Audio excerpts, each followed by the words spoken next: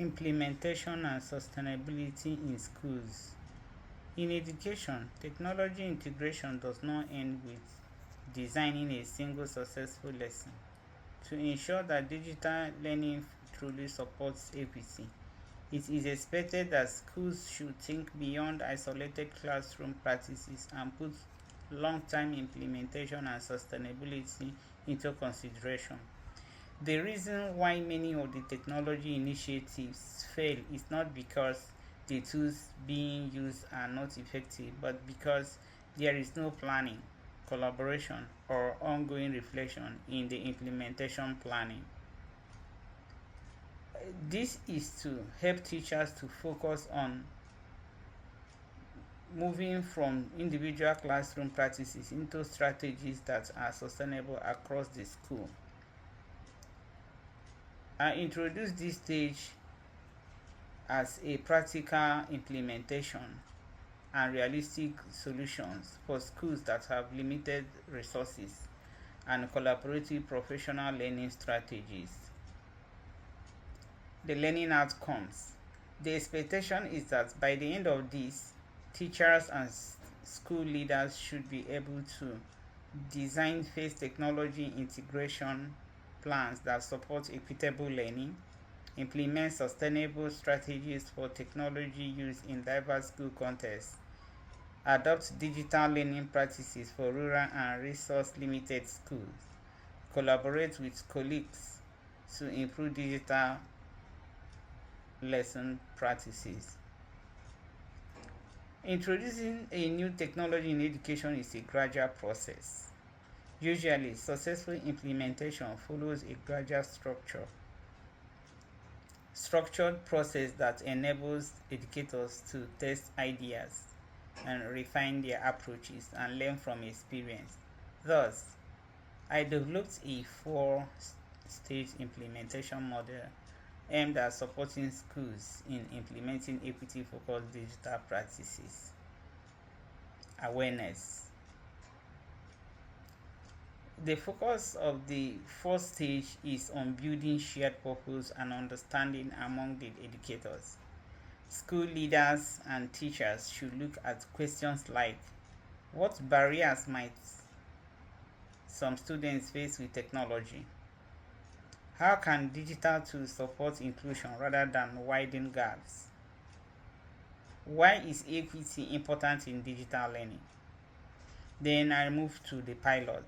Once the teacher gets to the pilot stage, they start experiencing and implementing with small-scale implementation instead of immediately transforming every lesson. What educators do at this stage is to test selected strategies like the use of captioned videos for accessibility, implementing collaborative digital platforms for group work, incorporating assistive tools like text-to-speech, applying the e-teach framework in selected lessons. Collaborative learning model also is said to be significantly chosen to improve teachers learning from each other. Therefore, schools that encourage collaboration experience more consistency and thoughtful digital practices across their classroom. What a collaborative learning model does this that it allows teachers to share lesson adaptations.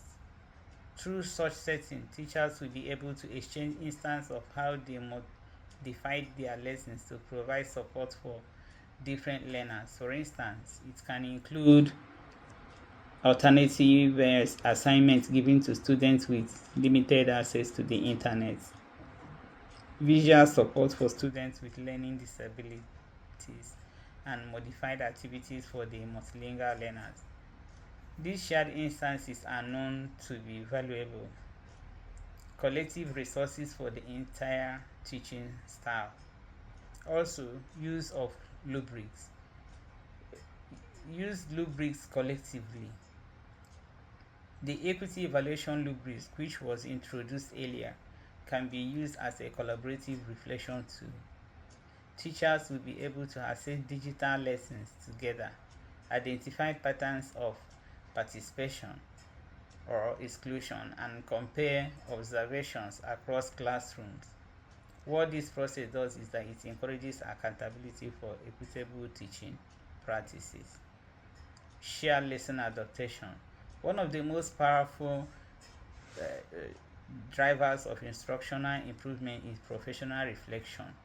Reflection can be supported by schools through staff discussion session, peer classroom observation, professional learning communities, and informal teacher monitoring.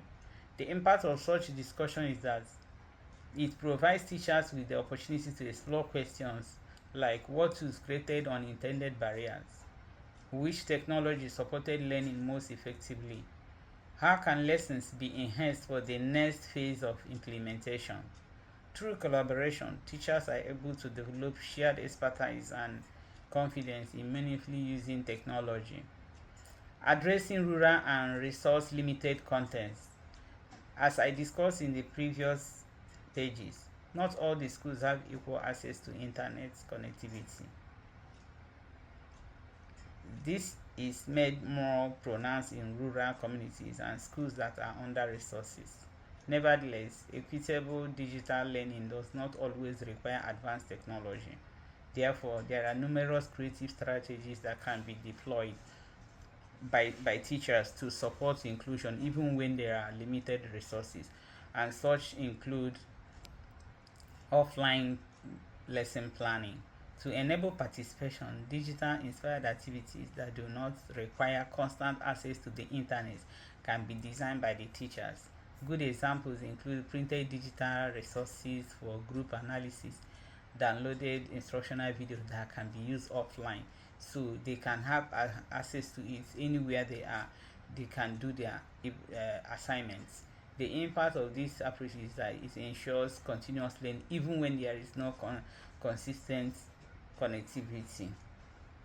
Shared device instructions, like in my own experience where we were not introduced to technology, we use textbooks. My teacher she made effort to make sure that she connects everyone to another as a group or collaborative way of learning, so that other people who could not be able to provide their textbook will be able to learn from others. So in cases where the classroom have limited devices, the teachers can organize structured device sharing uh, tools like group research projects. The use of shared device encourages teamwork and collective problem solving, and at the same time making it possible for students to engage with digital tools, most especially those that we are not able to provide or afford one. Community partnership is also another way of collaborating to make sure that every learners matter and every learners thrive. Community collaboration can also be used by schools to strengthen technology access. Some of the areas of partnership include community centers providing internet access after school, so that every other students who are not able to complete their work at school will be able to have access to do it in a community. And also local organizations donating refurbished devices. I've been able to create and identify stages whereby teachers or educators can rely in planning their 30 days action templates. The first week is reflection and planning. Review current technology practices. Identify potential barriers. Were there barriers? Were there people who were able to learn faster than others? Did it cause any unintended situation to learners? Week 2, pilot implementation. Deploy the ETH framework. In a selected lesson, introduce and assistive technology 2, maybe 1, and observe engagement pattern of the students. Week 3 is evaluation.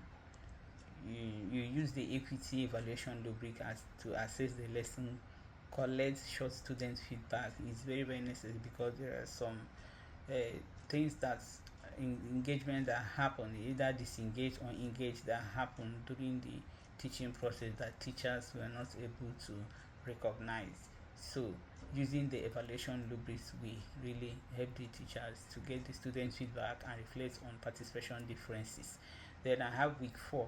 The week 4 is adjustment and collaboration. To review the lesson based on evaluation results, share findings with colleagues, and plan next steps for further implementation.